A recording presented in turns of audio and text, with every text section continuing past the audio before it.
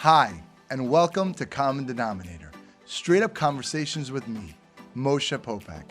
Each week I chat with pioneers, innovators, and truly inspirational people from all walks of life to learn the steps they take to turn their ideas into reality. My goal is to empower you to dive in, be bold, and take profound steps toward realizing your own potential. My guest this week is Antonio Neves, a TV and podcast host, a leadership speaker, and the author of the new book, Stop Living on Autopilot. Antonio will share the strategies you need to recommit to your life, find your drive, and experience lasting happiness. Next. This is Common Denominator, straight up conversations with Moshe Popack. Now, here's Moshe. Hi, Antonio. Thank you so much for joining us. Welcome to the show. Thank you for having me. It's a joy to be here with you. You've written a new book called Stop Living on Autopilot. What does living on autopilot mean? I think the best way we can talk about living on autopilot is by an exercise I share in the book, and it's called the last 30 days. And for those people that are watching, listening right now, I invite them, if they have a job, to think about the last 30 days at work and ask themselves the simple yet challenging question. If their boss, if their manager had to make a decision to rehire them based on how they showed up the last 30 days, would the answer immediately be yes, or would there be some hesitation? If there's some hesitation, they may be on autopilot. If you happen to be in a relationship, you're married, right? You have a spouse, you have a partner, you can ask the same question to them. If based on the last 30 days, how you showed up in that relationship, would your partner immediately recommit to you or not? If not, you may be on autopilot. We can look at that with our finances, with our health, with our diet, our parenting, Sure. etc. Because the truth is there are a variety of things that we used to do, right? That we have stopped doing. So those are some metrics to determine if you're living on autopilot or not. Yeah, I think that's an amazing starting point. You know, when you do come to that conclusion that I have been living on autopilot, what is step one that you would have to do saying, you know what, I don't want to live on autopilot. Let me do something about it. Yeah, well, first and foremost, we have to acknowledge it. We have to accept it. So many people, we're telling lies to ourselves every single day. We are making excuses. So first and foremost, we have to accept that we are on autopilot. But then we have to make a new commitment, right, for our life. We talk so much about this word commitment every single day, and commitment is important.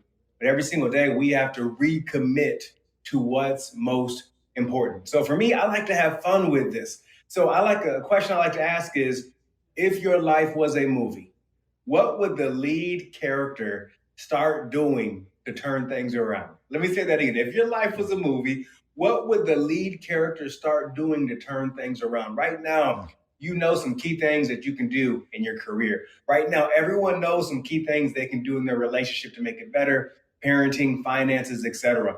So even though I'm a coach, I'm a firm believer that everyone pretty much has the answers to their questions. They just haven't been asked the right question. So acceptance first and foremost, but then we have to make some clear decisions about our steps moving forward. So let's break this down into different categories.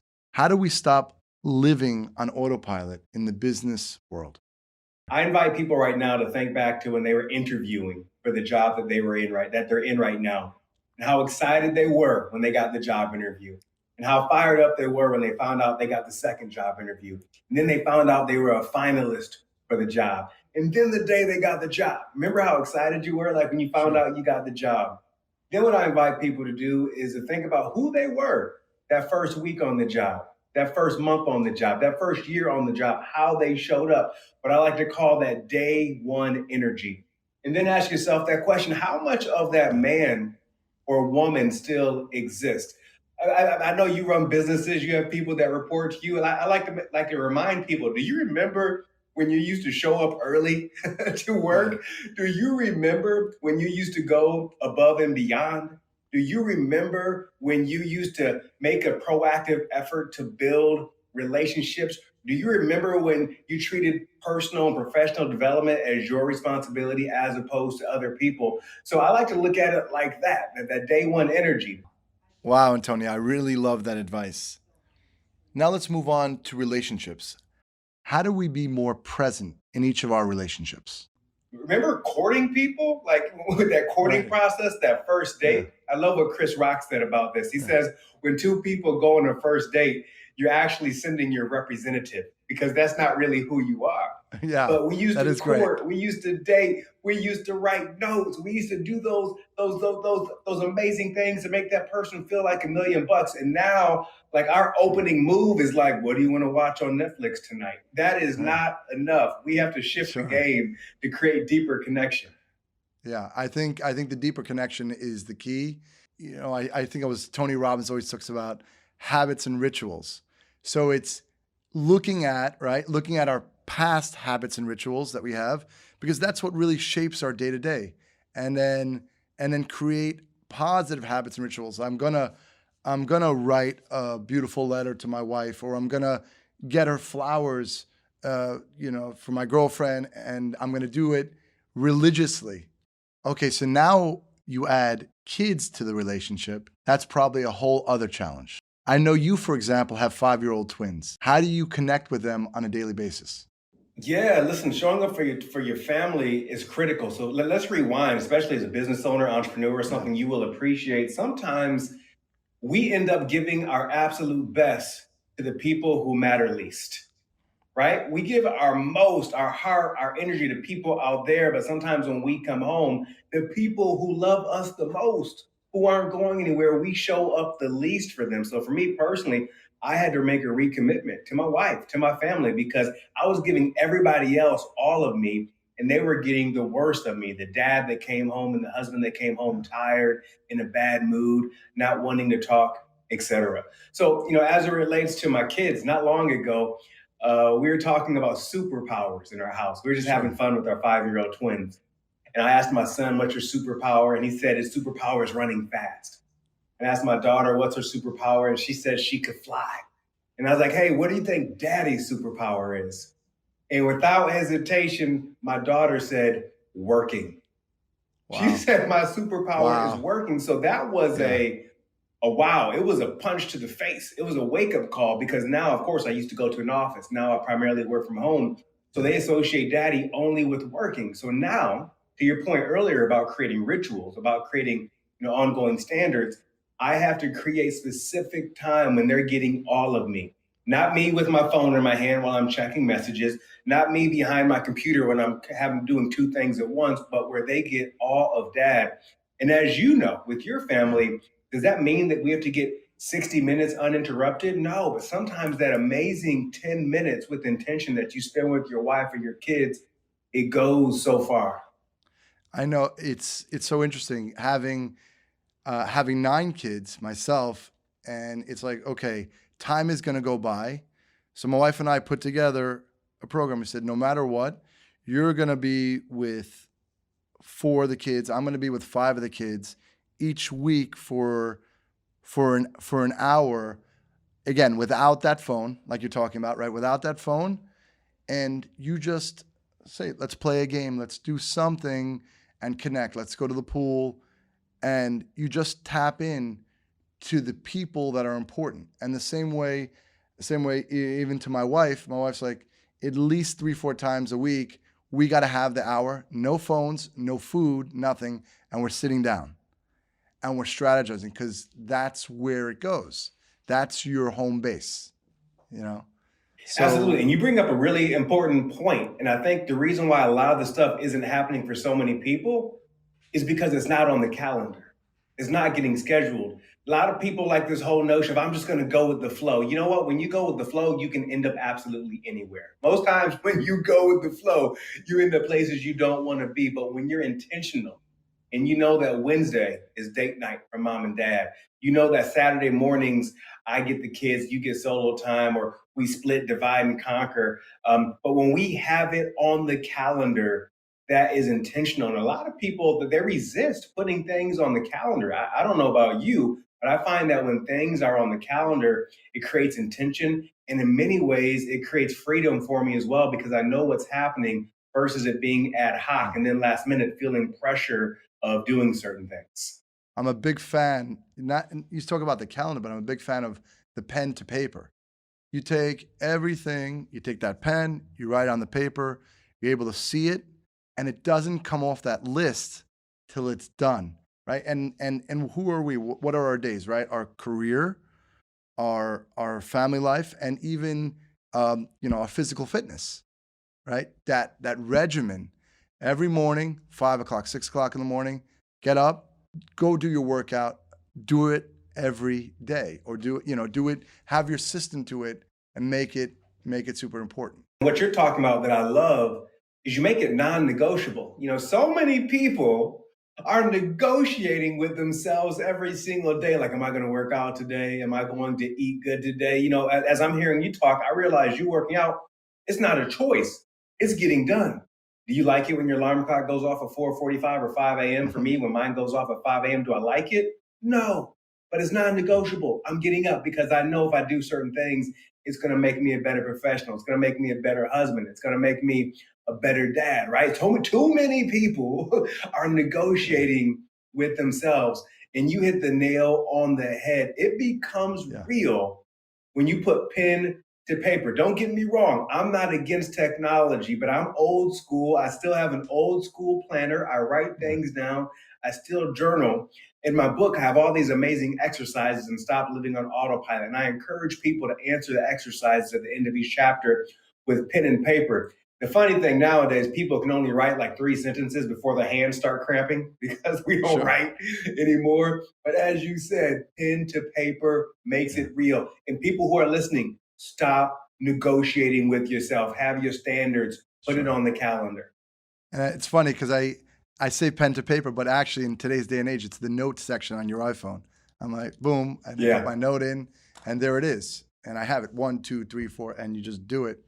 And it was interesting. I want to go back to career because I know when I started, it was always easy. Let's say a Saturday, Sunday, let me watch the football game.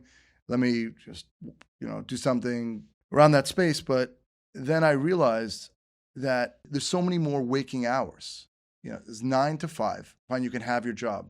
But a lot of people have who they are, their essence, and what they love. And what I was doing is I was just reaching out to different banks and lawyers. I'm in the real estate business, and just trying to find real estate investments after hours. What about the hours from 6 to 11 to 12? What about putting in that time for things that are important? Yeah, it's a critical. We talk so much about our 9 to 5, but what people don't talk enough about is their 5 to 9, right? We talk about 9 to 5, but we don't talk about 5 to 9 in the evenings. We don't talk about the 6 to 9. We don't talk about the time we spend on the weekends. And I'm a big proponent of telling people to do less. Very rarely will you hear someone say do less. But what I mean by doing less is this. So many people, especially around the beginning of the year, they're like, I'm going to work out 5 days a week. And I'm like, no, you're not. Let's be real. You're not going to work out 5 days a week, but how about you put 3 days a week on the calendar? Because if that's going to be doable, maybe you'll build up to 5 minutes. People who want to write a novel or write a book, I'm going to write for 2 hours every single day. No, you're not. How about you just put 30 minutes on the calendar every single day to write? But is that enough time? 30 minutes over the course of a week is a few hours. Over the course of a month, you can do the math yourself. So I think people overwhelm themselves by trying to do so much. But if you break it down into small increments, I can only imagine you calling up banks, looking for potential deals. What you can accomplish in the course of 20 minutes or 30 minutes is amazing. But people don't think that's enough time. It's more than enough time. What people were talking about are excuses. One thing that people seem to be really committed to are excuses. And I'm really just empowering people and reminding myself every single day, regardless of the ebbs and flows of what's going on out there, I can't control those things. I can control my attitude. I can control my actions. I can control my behavior. So I invite people to identify what are your standards? What are your values? Most people, as you probably know, if you ask them that question, they can't answer what they are. But when you identify what those standards and values are, you won't be negotiating with yourself every single day. I think the lifelong work is to figure out who you are, right? To your point, to figure out who you are and to do what you love every day. our brains are wired to that excuses, like you were saying. How many times have we heard the word no, you can't do it, it's not possible?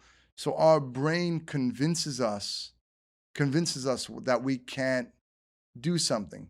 So with the writing down and the intention and seeing it, that definitely gets you out of the autopilot, which is the default of, not doing something. Absolutely. And I think you said something really important a moment ago. You talked about that commitment to doing what you love. And what I have to remind people, especially as a business owner, that I want to remind people that even when you do what you love, it doesn't mean that every single day is going to be rainbows and unicorns running, right? You're not eating Skittles every single day.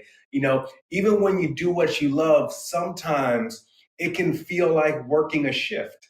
And I don't think people fully understand that. They think it's always going to be, you're going to be lighting up, it's going to be glamorous. Like they look at me like, oh, you speak on stages to 5,000 people, and you spend over 10 years in front of television cameras. A lot of people don't know. A lot of that's kind of a blue collar kind of vibe. People look at you, and I'm sure all they see is super successful guy, married, 9 kids. But what they don't see are the unseen hours.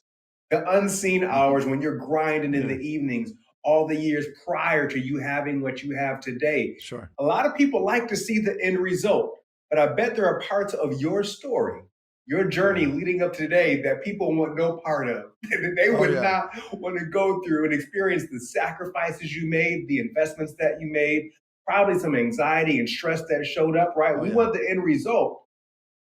People want to write a book, but they want a finished book on the shelf, but they don't actually want to write the book. Those are two different things. It's funny because when I was listening to the backstory of Michael Phelps, 25, 26 gold medals, and the routine that the typical Olympic swimmer did each day, he did that routine twice in the same day for years, didn't miss a single day.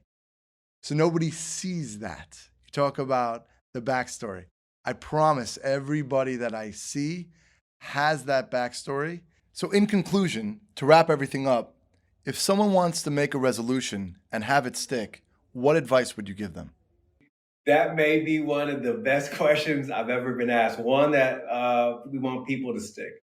The resolution is being very crystal clear about who you're surrounding yourself with. In my experience, no one who has accomplished anything of significance did it alone.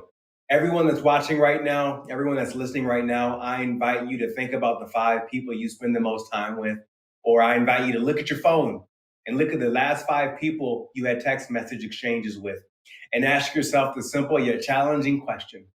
Do the 5 people you interact with most, do they make you better?